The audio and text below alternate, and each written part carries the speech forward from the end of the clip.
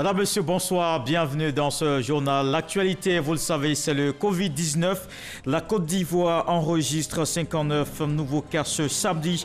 Le nombre de personnes contaminées passe donc à 801. Il y a 239 cas de guérison et 8 décès au total. Le ministère de la Santé a fait le point ce samedi.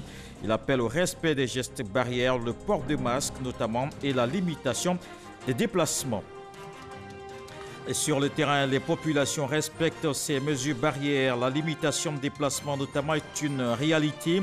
La lutte contre la maladie à coronavirus Covid-19 oblige. Les modes de vie ont changé. Une distanciation sociale avec un fort usage du numérique pour se rapprocher. Et puis l'armée prend sa place dans la lutte contre cette pandémie. Elle est mobilisée depuis le début de la crise. Les hommes et les moyens techniques déployés pour soutenir la gestion des cas. À suivre le reportage dans quelques instants. Cela fait 2 mois que le processus d'enrôlement à la nouvelle carte nationale d'identité a démarré. L'opération se poursuit même si la crise sanitaire a impacté son bon déroulement. Des moyens techniques sont déployés pour une accélération. Le ministre de l'Administration du Territoire et de la Décentralisation a fait le point au journal de 20h ce samedi. Je vous propose d'écouter Sidiki Diakité. Dès l'entame de cette opération le 17 février dernier, nous avons enregistré un grand engouement de la part des Ivoiriens pour cette opération. Et cela dû au fait qu'ils étaient dans l'impatience de pouvoir obtenir cette pièce d'identité. Et malheureusement, au bout d'1 mois de fonctionnement, ce mois qui a été utilisé par l'Office national de l'état civil et de l'identification pour la formation des agents, leur déploiement, ainsi que la mise en place du matériel technique, un matériel technique nouveau. Et au bout de ce mois, malheureusement, l'ONESI, qui avait commencé déjà à atteindre son rythme de croisière, a été freiné dans ses activités parce que nous avons enregistré le premier cas à coronavirus en Côte d'Ivoire et l'État ivoirien a dû prendre des mesures restrictives, des mesures barrières. Cela a entraîné une baisse de l'affluence dans les lieux d'enrôlement et a eu une influence également sur le nombre de personnes enrôlées.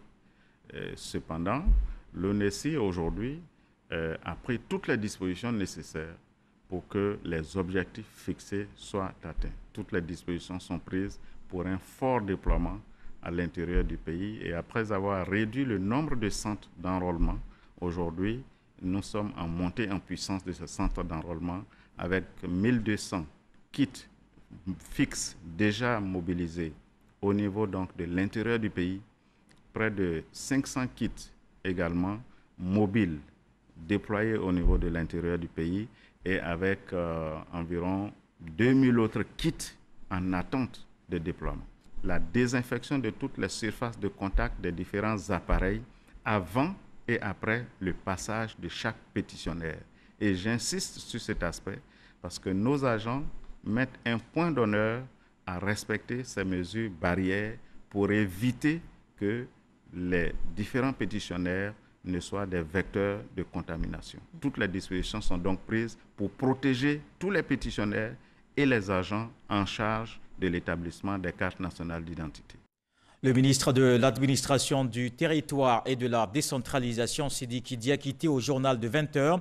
Il faisait le point du processus d'enrôlement à la nouvelle carte nationale d'identité. Place à présent à toute l'actualité sur le Covid-19.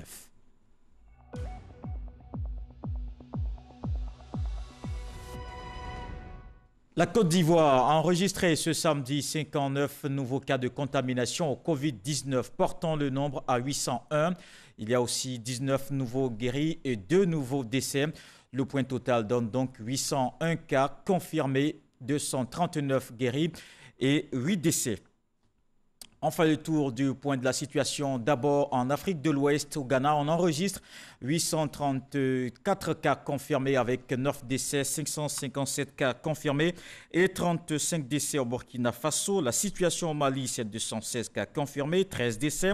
Au Bénin, il y a 35 cas confirmés avec un décès. En Guinée, 518 cas confirmés et 3 décès. Au total, en Afrique, 21 617 cas confirmés. En Europe, 1 020 194 cas confirmés. Amérique du Nord, 781 783 cas confirmés. Le point de la situation dans le monde donne donc au total 202 293 664 cas confirmés et 157 400 décès. Ici en Côte d'Ivoire, dans le point quotidien du gouvernement sur la pandémie, l'accent est mis ce samedi sur les personnes fragiles, les personnes vulnérables, les femmes, les personnes en situation de handicap et les enfants. Un plan d'urgence est déployé pour les soutenir et les protéger. La police appelle à dénoncer tous les cas de violence basés sur le genre. Voici le point complet de la situation avec Gabriel Zani. 61 décès pour cause naturelle, 801 interpellations pour non-respect du couvre-feu. Voilà le point sécuritaire au 26e jour de l'instauration de l'état d'urgence. Hormis les décès et les assistances, le nombre d'interpellations du non-respect du couvre-feu est expressif. Les habitudes ont visiblement la peau dure, même en période de crise sanitaire qui demande un maximum de retenue. Autre point sécuritaire, 374 assistances, y compris les violences domestiques, en croissance ces derniers jours. Pour toutes ces violences basées sur le genre, hommes, femmes et enfants battus, le porte-parole de la police invite les témoins à dénoncer les coupables. La police nationale, voire les FDS en général, tiennent à rassurer les populations que ces actes d'illégalité manifeste sont prévus et punis par le Code pénal ivoirien.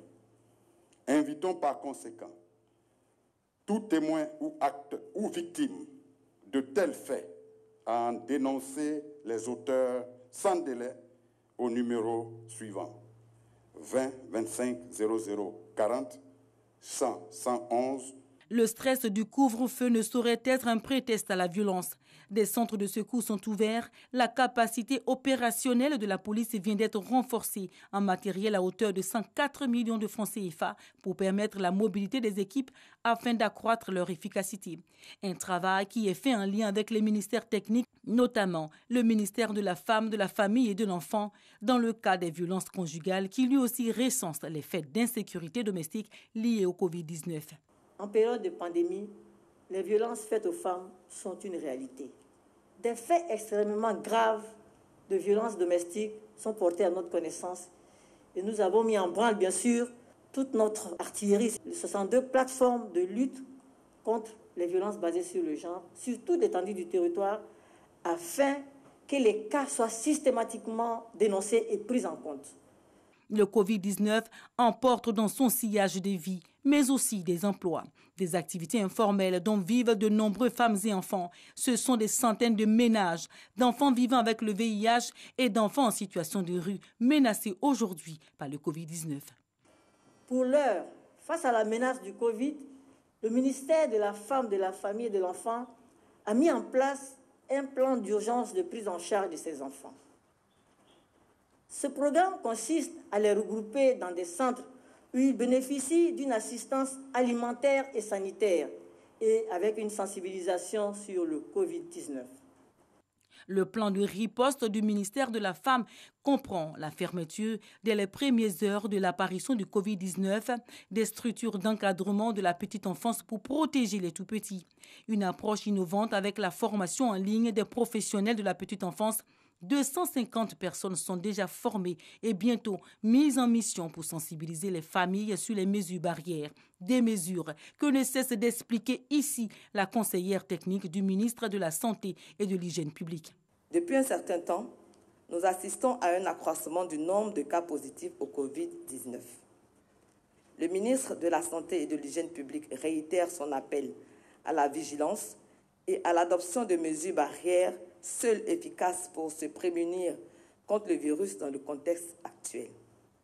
Pour Edith Clarisse Kouassi, le nombre de cas croissants d'infection Covid-19 révèle qu'il y a urgence à dépister les populations. Le nombre de cas continue d'augmenter, traduisant le fait que nous soyons toujours dans la phase d'ascension de la pandémie dans notre pays et qu'il faille persister dans la lutte par la mise en œuvre des recommandations du gouvernement et en particulier par la forte adhésion aux mesures barrières. Plus on dépiste, plus on a la possibilité de détecter les cas positifs si la circulation du virus est active. plus il y aura de cas positifs pris en charge correctement, plus le nombre de guérisons augmenteront. Des centres de prise en charge sont ouverts. L'acquisition de matériels médicaux et de médicaments peuvent aider à endiguer l'épidémie. Mais le respect des mesures barrières reste pour l'heure le moyen sûr d'éviter le Covid-19.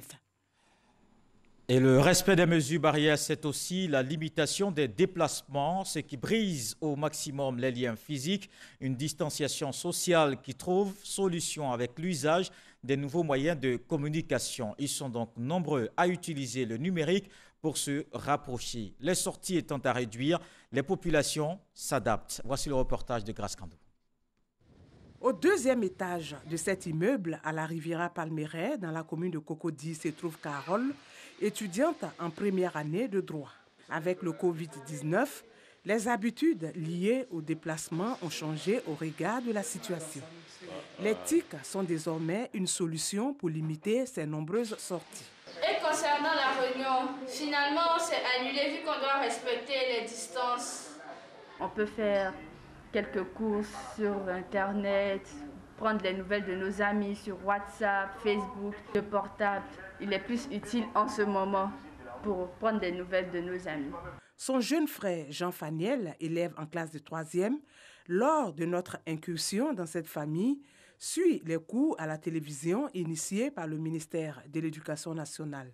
Son programme de sortie a été revu.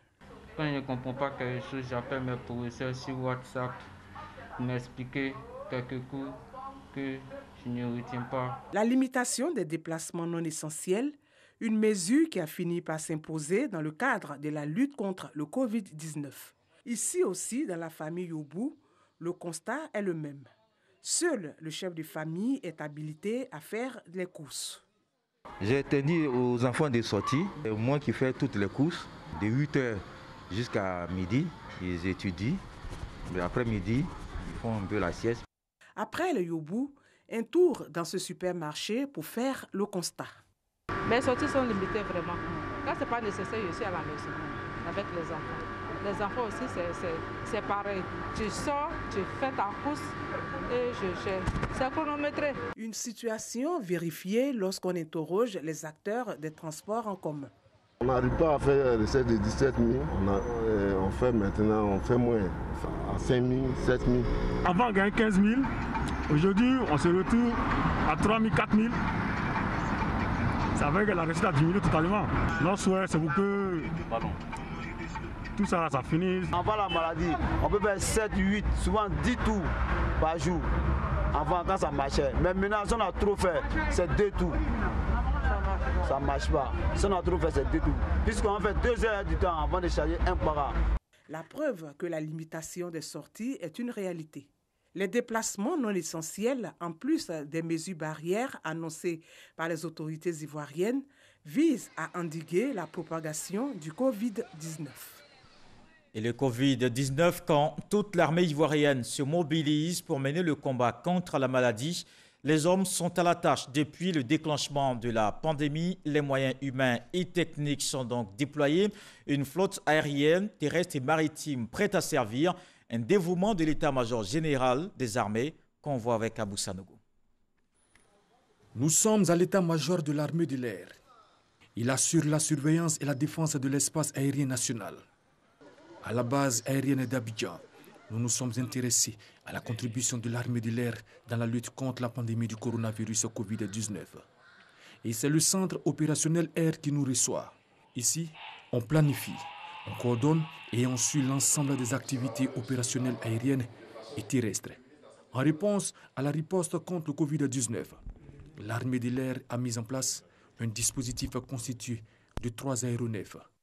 Un CASA C295 que nous avons mis spécialement pour l'évacuation sanitaire des malades en ambulatoire. Nous avons prévu donc un maximum de 10 malades, plus le personnel médical pour ce aéronef.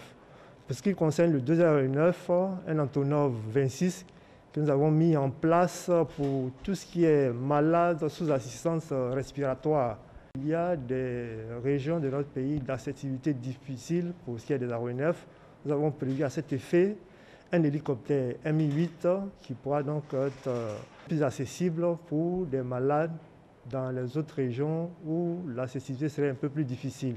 Nous quittons la base aérienne d'Abidjan pour atterrir dans une autre base, la base navale annexe de la Marine nationale au plateau. Et de là, nous embarquons pour la base navale de Lokodrou qui abrite l'état-major de la Marine nationale qui assure la surveillance, le contrôle et la défense des lagunes. Une fois débarqués, nous nous rendons au COM, entendez, le centre opérationnel de la Marine nationale, qui est chargé de garantir la surveillance stratégique portée sur la sécurité et la sûreté maritime dans les eaux ivoiriennes. Contre le Covid-19, la Marine nationale a renforcé tout son dispositif. Il y a la fermeture des entrées des deux ports, notamment le port autonome d'Abidjan et le port autonome de San Pedro. Il faut dire qu'avec nos senseurs, on arrive à avoir une veille passive à l'entrée des ports, déjà à partir du canal. On essaie d'interdire, de détecter enfin tout mouvement de navires au-delà des navires en exception, tels que les navires de produits pétroliers ou de vivriers et autres. Le chef d'état-major de la Marine nationale, le contre-amiral Nguessan Kwame Célestin, nous parle ici des opérations menées par ces hommes dans le cadre de la lutte contre le coronavirus. Dans la mesure où nous avons une zone frontalière avec le Ghana à travers la lagune Abi, nous avons un dispositif qui est déployé dans ces zones et nous veillons à ce qu'il n'y ait pas d'entrée de pinasses aux côtés de certaines structures telles que les douanes et les affaires maritimes. Dans la zone ouest, c'est-à-dire du côté de la lagune Ébrié, nous avons un dispositif au niveau de Jacquesville qui permet d'éviter le contournement du corridor qui est mis au niveau de Dabou pour éviter que certains empruntent la voie d'eau lagunaire pour essayer de contourner ce corridor et aller prendre soin des véhicules au niveau des Grands Laos. Après la Marine nationale, nous mettons le cap sur la frontière avec le Libéria. Les forces armées ivoiriennes sont déterminées à faire barrage au nouveau coronavirus en mettant à exécution les mesures du gouvernement de fermer les frontières terrestres. Nous continuons de tenir fermement nos positions sur les frontières, notamment au nord, face à la menace terroriste. Et nous menons en ce moment une vaste opération de ratissage dans la zone de Tabou, à la frontière avec le Libéria, au regard des derniers événements qui y sont survenus. Mais derrière, face à la pandémie et sous l'impulsion du ministre d'État, ministre de la Défense, nous mobilisons toutes nos capacités de soutien, toutes nos capacités de secours aux populations. L'armée ivoirienne dans la lutte contre le coronavirus Covid-19 va jouer pleinement sa partition. La sécurité des biens et des personnes assurée, la sécurité alimentaire aussi. Et vous allez le voir, je vous emmène dans le centre du pays. Le marché de gros de Bouaké va continuer d'affirmer son leadership ouest-africain. Le Covid-19 freine ses activités, mais les commerçants rassurent, ce centre commercial est bien approvisionné. Une plaque tournante du vivrier dans la sous-région dont nous parle Kader Sogodogo. Le marché de gros de Bouaké, deuxième ville du pays, situé au centre de la Côte d'Ivoire. 28 hectares, plus de 400 magasins. En 2019, ce marché a traité plus de 270 000 tonnes de marchandises. Son flux financier affiche environ 200 milliards de francs CFA pour les opérateurs économiques répartis dans 9 filières dont les céréales, l'igname, l'oignon, la pomme de terre, le manioc et ses dérivés, les fruits et légumes. Il appartient à l'État de Côte d'Ivoire. Le marché de gros de Bouaké s'impose comme numéro 1 dans l'espace UEMOA. De par ces échanges, il s'étaille ainsi la part du lion dans la sous-région. Le coronavirus, la bête noire du monde entier, qui a réussi à fragiliser l'économie mondiale, n'épargne pas la Côte d'Ivoire. Question: comment se comporte le marché de gros en cette période de Covid-19? Le marché de gros a une expérience dans la gestion des crises. Vous savez que le marché est situé à Bouaké, qui a connu 10 ans de crise. Donc le marché a eu à gérer ces genres de crises et il approvisionnait l'ensemble de la sous-région pendant ces crises-là. Donc nous avons une expérience dans la gestion de ces crises et dans ce contexte particulier, le Covid-19, nous avons mis en place un dispositif avec nos commerçants pour nous assurer de l'approvisionnement régulier du marché et de la distribution sur le marché urbain afin de satisfaire les besoins alimentaires de nos concitoyens. Au marché de gros de Bouaké arrivent aux pâtes des vivriers vers les marchés secondaires de Côte d'Ivoire mais également vers le Mali, le Burkina Faso, le Niger, le Libéria, le Sénégal, le Ghana, la Sierra Leone et la Guinée-Conakry. Les jours sont comptés pour le top départ du jeûne du Ramadan. Côté céréales, y aura-t-il suffisamment de provisions? Au mois de Ramadan, là, on est prêt à ravitailler tous les musulmans de Côte d'Ivoire. On n'aura pas de pénurie. Il y en a beaucoup, mais au marché de gros. Le marché de gros est prêt pour ça. On a des milles, on a des maïs, même piment, on fait tout. Que disent les tenants de la filière igname? Sur le marché, les ignames sont disponibles. Chaque jour, nous enregistrons des arrivages à hauteur de 10 camions. Qu'en est-il de l'approvisionnement en pommes de terre et en oignons? Actuellement même, on peut dire que c'est la période d'abondance en oignons.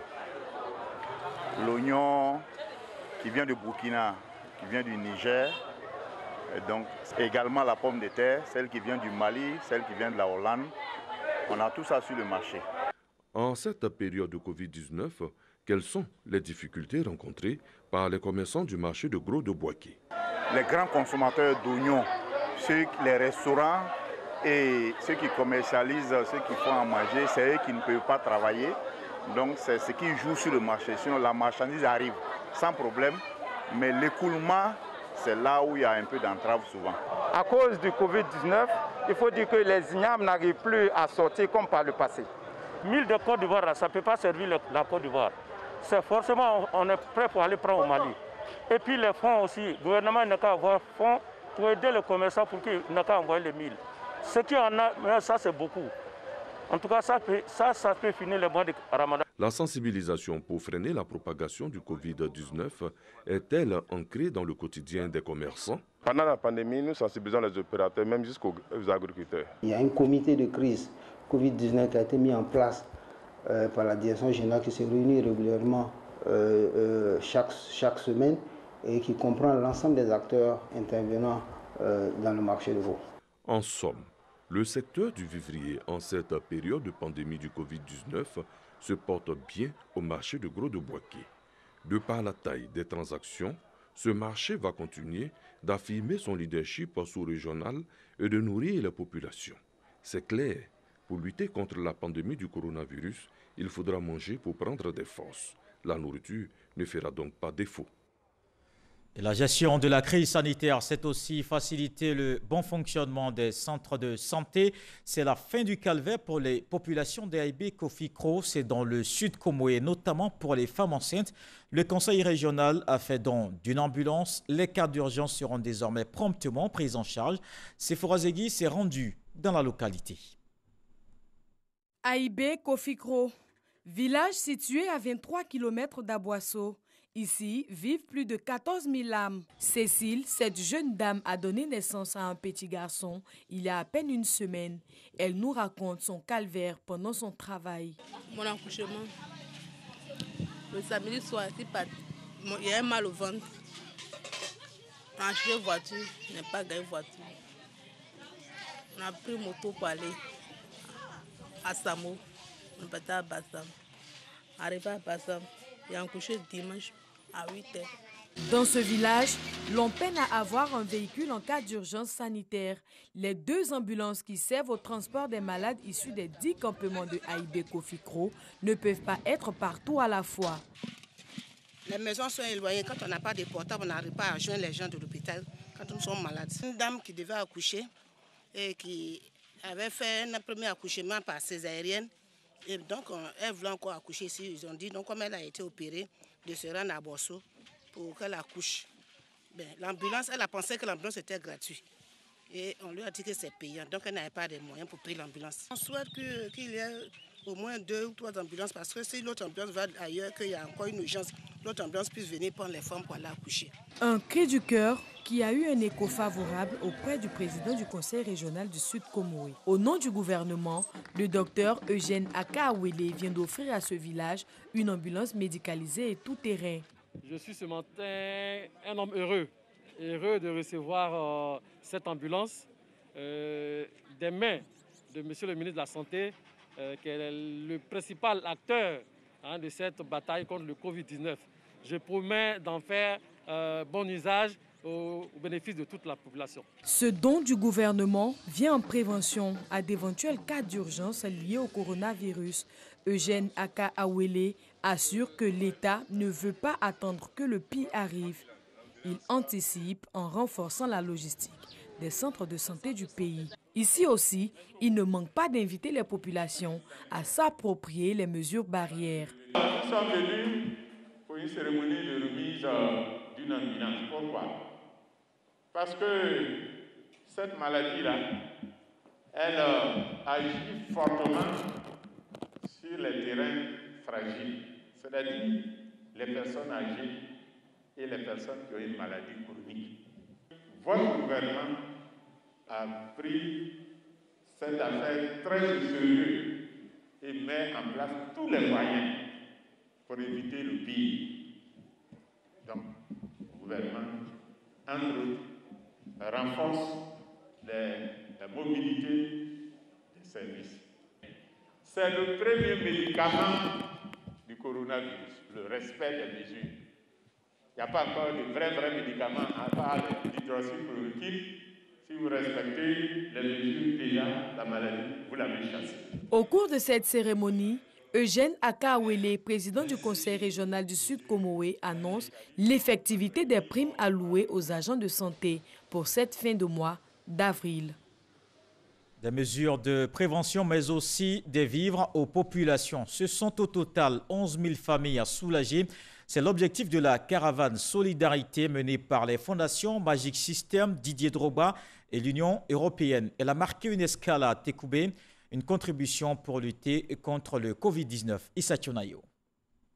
Les fondations Magic System et Didier Drogba, l'Union européenne, UE et ADOA, côte à côte dans la deuxième phase de la chaîne de solidarité Covid-19 Côte d'Ivoire. Première étape, Lokodjo, dans la commune d'Atekoubé. Des vivres partagés aux populations pour faire face à la morosité des activités causées par le coronavirus. Ce n'est pas pour vous dire que vous êtes nécessiteux.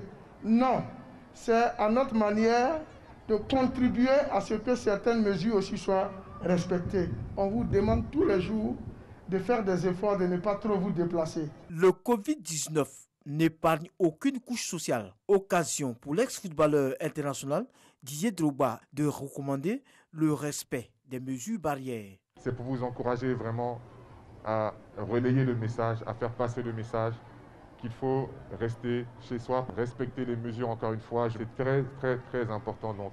La solidarité est l'une des valeurs universelles dont l'Union européenne fait la promotion. Pour l'ambassadeur de l'UE en Côte d'Ivoire, son institution ne pouvait pas être en marge de ce combat contre le coronavirus. Le coronavirus, c'est un danger pour tout le monde et tout le monde est dans le même bateau et doit se battre d'une manière solidaire contre le coronavirus. Le ministre Bruno Nabanye Kone réitère la volonté du gouvernement d'être toujours aux côtés des populations en cette période difficile. Nous sommes aux côtés de toutes les populations, partout où elles vivent sur le territoire ivoirien. Vous demandez de continuer à faire confiance au gouvernement. D'importantes mesures sont prises pour endiguer cette pandémie. Cela va se poursuivre à travers le renforcement qui est en cours du plateau médical, à travers la disponibilité des médicaments. Et je voudrais profiter de cette cérémonie pour rendre hommage à toutes ces personnes qui sont en première ligne tous les jours en face des malades. 11 000 familles bénéficieront des retombées de cette caravane de la solidarité Covid-19. Le secteur privé se mobilise pour soutenir l'État dans la lutte contre le Covid-19. Orabank et Ebomaf offrent des chèques au pays. Ces deux entreprises ont fait don au total de 150 millions de francs CFA, une contribution réceptionnée par le ministre de l'Économie et des Finances, Francis Boifo. Orabank offre un chèque de 50 millions de francs CFA au ministre de l'Économie et des Finances, Adama Koulibaly. Et à ça, on a décidé nous-mêmes en tant que banque citoyenne de faire une exception sur ceux qui sont vraiment, comme on a dit, sur le champ de guerre. Si on peut considérer comme un champ de guerre, ce sont les médecins et les forces de l'ordre. On a ouvert une enveloppe de 4 milliards de prêts qu'on va faire à ces deux structures-là, avec un taux préférentiel de 5%. Donc ils pourront venir voir nos agences pour ceux qui en ont besoin pour leurs activités au quotidien. Un autre chèque de 100 millions de francs CFA remis aux représentants du gouvernement. C'est un don de l'entreprise Ebomaf pour lutter contre la propagation du Covid-19 en Côte d'Ivoire. C'est donc pour témoigner donc, du fait que l'entreprise Ebomaf, c'est une entreprise citoyenne et qui reste toujours à l'écoute de tout ce qui est comme problème autour donc, de son environnement. C'est une manifestation de la solidarité des uns et des autres par rapport à ce qui est en train d'être fait. Donc je voudrais encore une fois inviter vraiment les populations à respecter les mesures qui ont été annoncées. Le ministre Adama Coulibaly traduit la gratitude du gouvernement à tous ceux qui contribuent au renforcement du mécanisme de riposte contre la maladie à coronavirus. Et le district autonome d'Abidjan multiplie les actions dans le cadre de la lutte contre le Covid-19. Le gouverneur Robert Begré-Mambé renforce les capacités des 13 communes que compte Abidjan. Elles ont reçu des kits d'hygiène et de prévention, un geste de plus de 39 millions de francs CFA. Walter Amadou Ouattara. Trècheville, Canal-au-Bois. Les 13 communes d'Abidjan sont représentées pour bénéficier d'appui dans le cadre de la lutte contre la maladie à coronavirus Covid-19. Un soutien du district autonome d'Abidjan qui se résume essentiellement en équipement de prévention, à savoir des seaux à robinet, des cartons de savon liquide, des bouteilles de détergent et des cache-nez d'un coût global de plus de 39 millions de francs CFA. À travers ces dons, le gouverneur Robert Begré-Mambé réaffirme l'engagement dans la lutte contre le Covid-19 de l'institution qu'il dirige. À cette cérémonie symbolique, je ne puis que nous encourager tous à aider nos populations au respect des mesures barrières et surtout à prendre conscience que la protection de notre vie individuelle conduit à protéger celle des autres. Au nom des 13 communes bénéficiaires, le président de l'Union des villes et communes de Côte d'Ivoire, Paulin Claude Danho, promet de faire bon usage des dons reçus. Nous vous donnons l'assurance, monsieur le gouverneur, de poursuivre la sensibilisation, l'assainissement avec nos bénévoles, avec nos jeunes, avec nos femmes, dans tous nos espaces de vie, dans nos communes. Nous poursuivrons avec force, vigueur et abnégation notre mission. 2600 seaux à robinet, 9360 pots de savon liquide, 104 cartons de bouteilles de détergent à 12 degrés et 6500 cache-nez sont ainsi offerts par le district autonome d'Abidjan. Et avant de refermer ce journal, rappelons que la Côte d'Ivoire a enregistré ce samedi 59 nouveaux cas de contamination au Covid-19, portant le nombre à 801. Il y a aussi 19 nouveaux guéris et 2 nouveaux décès. Le point total donne donc 801 cas confirmés, 239 guéris et 8 décès. Voilà qui met un terme à ce journal. Merci de l'avoir suivi. Je vous retrouve demain avec beaucoup de plaisir. Prenez soin de vous. Bonsoir.